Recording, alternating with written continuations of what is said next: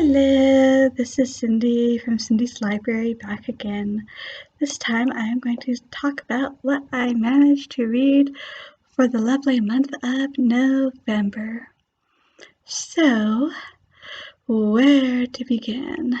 I suppose the place where I should begin is, since it was Non-Fiction November, with the nonfiction book that I got done, that I finished, Jane and Dorothy by Marian Veers.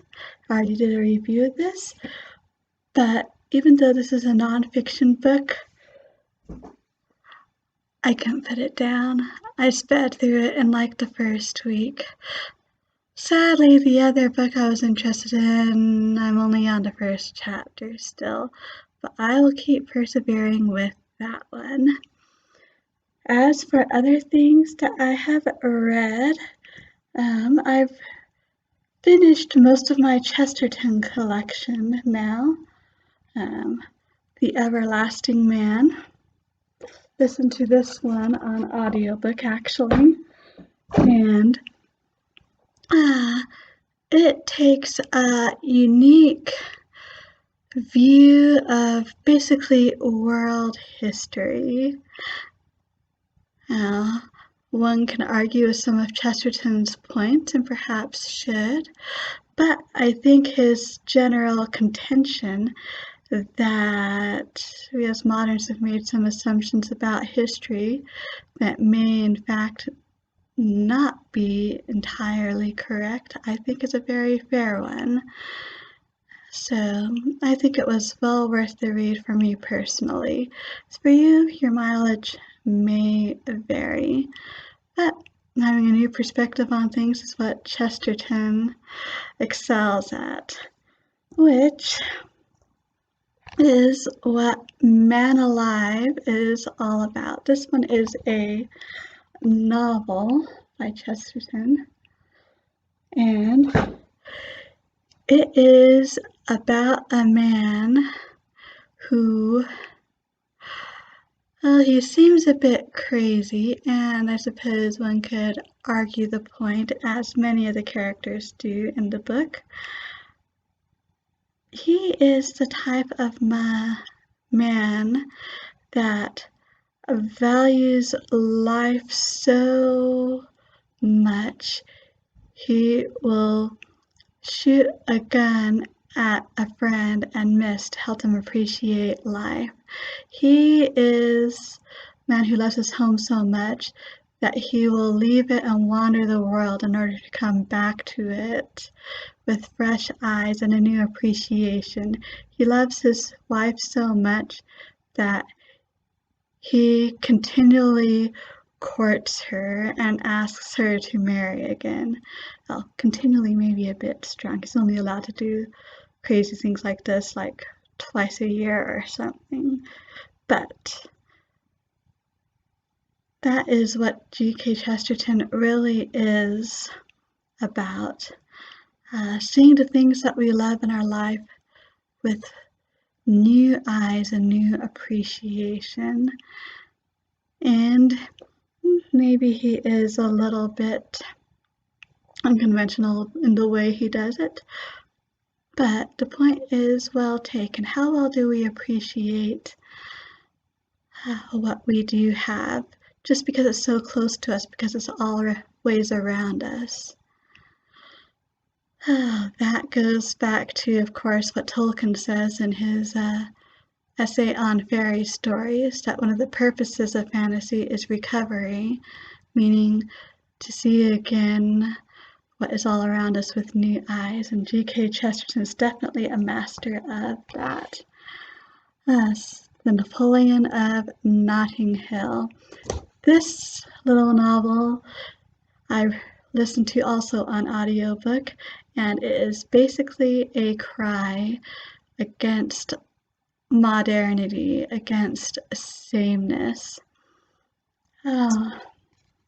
You start with a little man who, what is his name?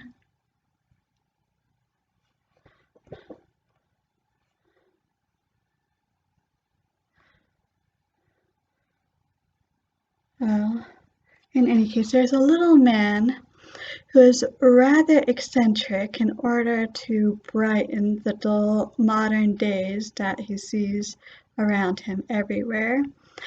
Surprisingly, he gets elected to be king. Now, how that is all decided and everything, I don't know, but he does. And so, as king, he decides to bring back all the pomp and color and pageantry of a monarchy, which at first everyone hates, except for a man. Let's see, Adam Wayne.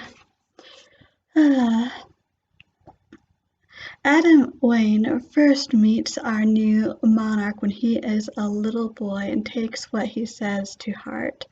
So, for the first man, all of this is one huge joke and a way to pass the time. But Adam Wayne, he takes it completely seriously, which is a two-edged sword. Does bring a lot more excitement and color into people's lives, which is a good thing. But then there's the bad side of such things, death and destruction. How exactly there can be a happy medium between the two, I'm not sure they ever quite resolve. But Adam Wayne and the monarch are right in that life needs color. I can definitely appreciate that. So that leaves me just about done with my G.K. Chesterton collection. I've read Orthodoxy last summer as part of a reading challenge, and I read his autobiography and a biography by Ian Kerr last year. And I read The Man Who Was Thursday as well several years ago. I also read, or rather listened to, The Man Who Knew Too Much. Now that one, no, the movie has very little to do with it. It is basically 8 short stories. The first sort of sets up the situation, the last sort of ends it. But you have this man, the man who knows too much, talking to his younger friend and having adventures with his younger friend. And why does he know that? Because he is connected to way too many people of power and influence, like I forget the exact one, but it's along the lines of his prime minister is his godfather, and the minister of finance is his uncle, and just goes on and on like that. And so he knows all about the way things really work. And he's rather discouraged and depressed by all of it. For example, you have the murder of a great general. I think it's someplace, some station on the Sinai or something like that. And our hero, he figures out what really happened. That actually the murder of the general was an accident. The general was really trying to murder a lover of his wife. And they can't say anything about what really happened because it would lose them all the credit that they have with the locals in the area, which only this general has managed to accrue there. So So no, it has nothing to do whatsoever with the Alfred Hitchcock film starring Cary Grant and Doris Day, since they do not start out knowing too much, and it's a totally different situation. But very interesting. If you liked the Father Brown mysteries, you'll probably like these little short stories too. Let's see, what else did I work on? Mr. Harrison's Confessions, which I listened to on audiobook, and it is absolutely adorable. Basically, everything that can goes wrong with a courtship does go wrong. The new doctor arrives in town. He's young, good-looking, good prospects. So everyone and their mother is throwing all the eligible young ladies at him, and before everything gets straightened out at the end, he finds himself, well, at least 3 different ladies think they are engaged to him, and none of them are even the one that he wants to be engaged to. So yes, everything gets straightened out in the end. So it's just a fun romp. Elizabeth Gaskell, if you're looking for something short by her, I can highly recommend it. It says it's a prequel to Cranford, and it's been too long since I've read Cranford to know about that. But I also read My Lady Ludlow with Elizabeth Gaskell. That's probably the one I like the least. Interesting community, a lot spent on this family that Lady Ludlow is connected with, who has lots of involvement with the French Revolution. And for some reason, I didn't like that so much, but still, it is very good. Well worth reading for sure. And My Lady Ludlow, I can see why she is so admired. She has strong principles, but even she needs to learn how to reevaluate them in light of the way things are now. And I also did the Moorland Cottage, which is very nice. And I did a book review of that already, so I will link that. I also did a book review of Piranesi by Susanna Clarke. Amazing, with a lot to say about being alone and loneliness and community. Highly recommended. Not like Jonathan Strange and Mr. Norrell, except that it has something of enchantment about it too. But I did a whole review of this. I will link to that as well. Talked about Leaf by Niggle by J.R.R. Tolkien, my favorite short story by him. I'll share the link with that as well. Short version, if you haven't read it yet and you're a Tolkien fan, you need to read it. I also already did a review of The Dragon Knight by James A. Owen, which is basically short stories connected by an overall story in his world of the Imaginarium Geographica. It's so good to be back with our friends there. I will share the link for that as well. The newest of Nathan Hale's Hazardous Tales is out. Blades of Freedom. Perfect for your slightly older reader who has trouble reading but is interested in history. He does the most amazing illustrations and makes it all quite clear. And yes, this is an actual history. He's got the books he has researched to prove it. researched by actual research babies, believe it or not. I may have mentioned this before, but still worth mentioning. And I would probably start out with One Dead Spy just because it starts out with the whole situation, but then you can read any of them in any order. And that one was basically about how the Haitian Revolution, along with some events in Europe, led to the Louisiana Purchase.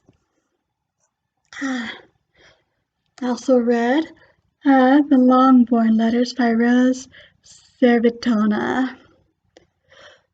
There are a few at the beginning that are taken from actual Pride and Prejudice, maybe one or two later that are similar, but most of it is original.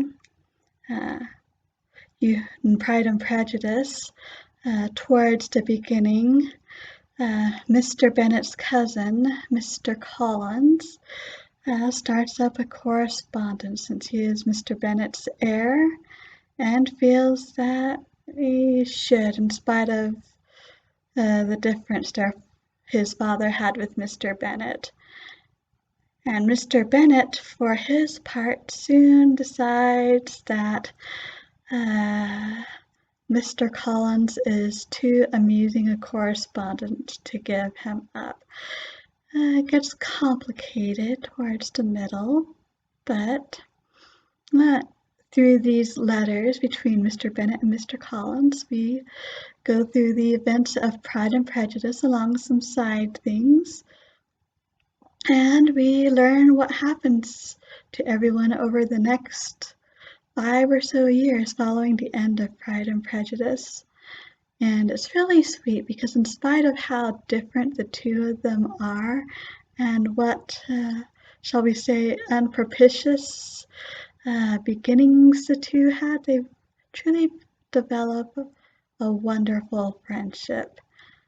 I guess this is a good story for showing how friendship can come from unlikely places sometimes if you give it a chance. Very sweet. And I also read 84 Charing Cross Road by Helaine Hanff. This is basically a collection of correspondence between Helaine Hanff, who was a bit of a struggling writer in New York who, for various reasons, loved books, especially classics. She could always find them in the library, and even when she could find them, she wanted a copy of her own so she could mark them up. But the college level editions that you might be able to find at a place like Barnes & Noble were not good enough for her.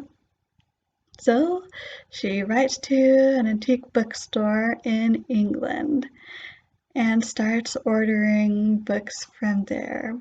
And over the years, she develops a true friendship with the members of the bookshop and some other people connected with it.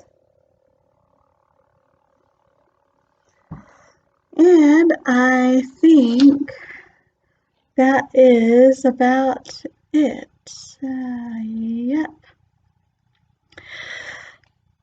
Oh, I also read Before Midnight, a retelling of Cinderella by Cameron Doki, which was very fun. It was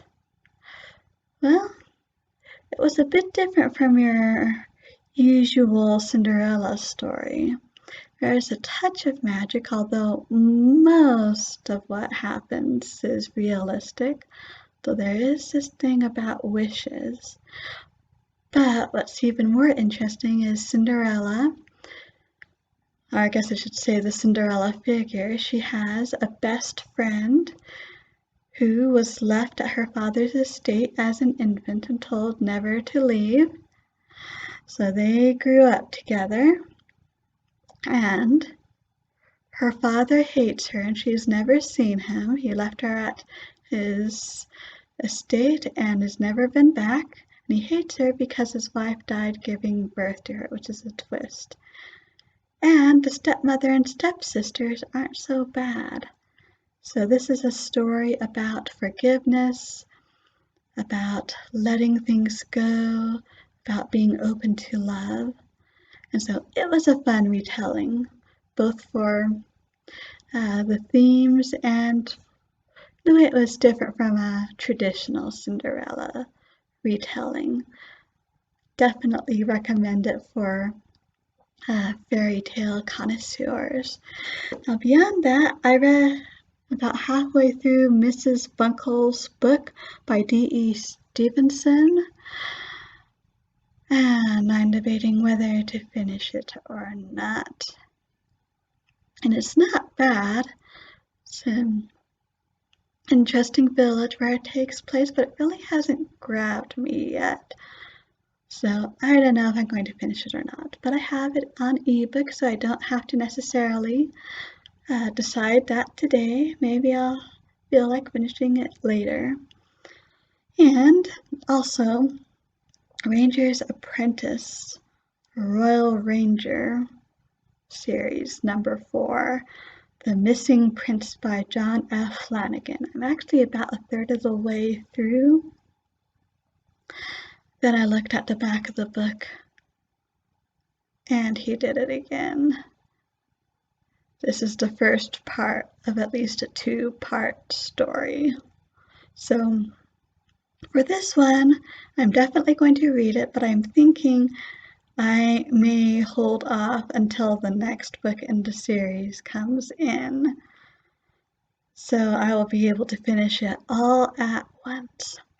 So I read a few chapters in Harry Potter and the Prisoner of Azkaban, about 100 pages into Wives and Daughters now, which I'm really enjoying. And I've made a bit of progress in Tolkien's Letters. And actually made some progress on The Art of Biblical Narrative and on the book on reading that I am working on, but I'm still in the middle of all of those. So that is where I am for now. I can't say I'm disappointed what I got done for November. I enjoyed it, found a few new things I wasn't expecting, gave a few new things a try, which some of them worked better than others, and I think I've gotten done with all of my Elizabeth Gaskell short stories. Don't count Cranford because I've already done that one, although I should read it again soon, maybe next year. I've gotten through all of my odd small books for both Elizabeth Gaskell and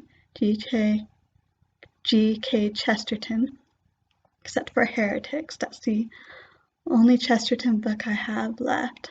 Oh, and my odd book that I have is Virginia Woolf's Room with a View, or not Room with a View, A Room of One's Own, which I will definitely have to put on my list, but not for the moment. I'm thinking that next year, well, I'll have to tell you about my plans for next year in another video. So I think that is it for today. I hope everyone is doing well. Feel free to leave comments and suggestions below. If you've read any of the books that I have mentioned, I would love to hear what you thought about them. And I would also love to hear if you have how successful you were with your November reading plans. So until next time, I hope everyone stays safe and healthy, and as always, happy reading!